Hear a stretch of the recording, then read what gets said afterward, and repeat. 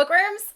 Today I am dressed a little bit differently than normal, and that is because me and some of my book blogger friends are launching our Sailor Moon month of Sailor Scouts today. We're going to be doing a whole bunch of different blog posts every week in July, and each of us are assigned a different day of the week.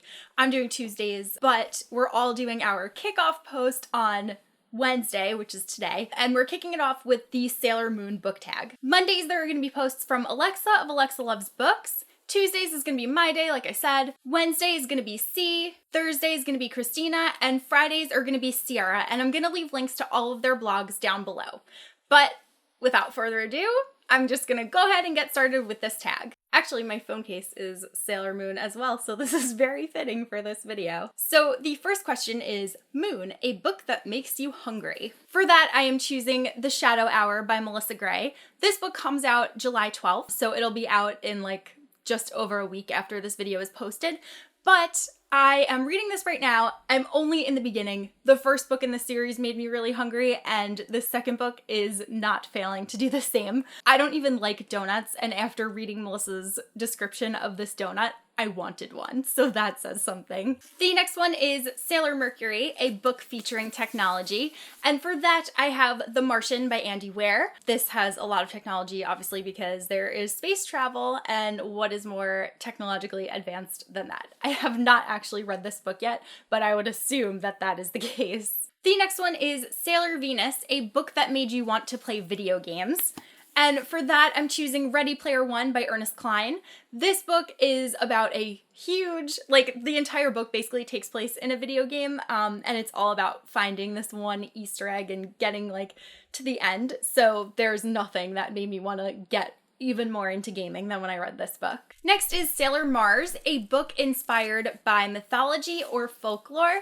And for this one, I am choosing the Percy Jackson series by Rick Riordan. I think everyone is very familiar with this one at this point, but it's all based on Greek mythology and Greek gods, and Percy is a demigod, and yeah. I have to get back into the series because I've only read the first 2 books, but I really do want to continue and finish because I feel like I barely have any left to go. Next is Jupiter, a book that gave you strong feelings. And for that, I'm choosing A Court of Mist and Fury by Sarah J. Maas. This book gave me more feelings than any book has for this entire year and probably for all of last year. I loved it so much. Cassie, Melissa, and I just did our Spines with Wines book club for it, probably because we're filming that actually tomorrow. But it was one of my favorite books. It's definitely going to be my favorite book of the year, which I've already said, but I just know it. Next is Saturn, a post-apocalyptic book that you love. Can you think of a post-apocalyptic book that I love? Steelheart. Oh, good call. This is why I keep you around. For that one, I am choosing Steelheart by Brandon Sanderson, which I have talked about many times, and you may notice that I finally have a copy of it here because I went to Barnes & Noble and it was fate because I found the last hardcover that they had. I'm so happy. Look at this. It's so beautiful because now I finally have one that matches the set, which had been driving me insane. I had only been keeping Firefight and Calamity on my shelf because I hated that I had a paperback of Steelheart and I hated the old hardcover of Steelheart. I loved the blue so much better. So everything has just been wonderful since I found this book. Next is Pluto, a time travel book, and for that one I am choosing Harry Potter and the Prisoner of Azkaban by J.K. Rowling.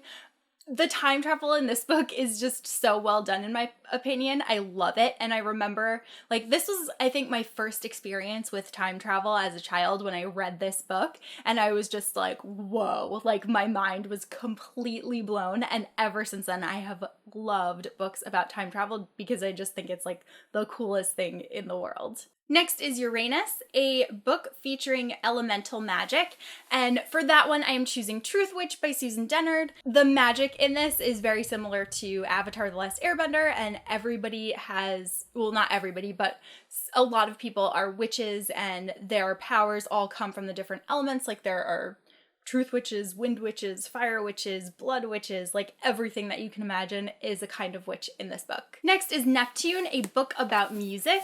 And for this one, I am picking Passenger by Alexandra Bracken, which I also could have chosen for the last example, but it worked out that I didn't because the main character in this, Etta, is a violinist. So the book actually starts with her performing at, I believe it's the Met. It's either the Met or Lincoln Center, but I think it's the Met. Yeah, so there's lots of music in here. Next is Tuxedo Mask, a book with masquerades or hidden identities.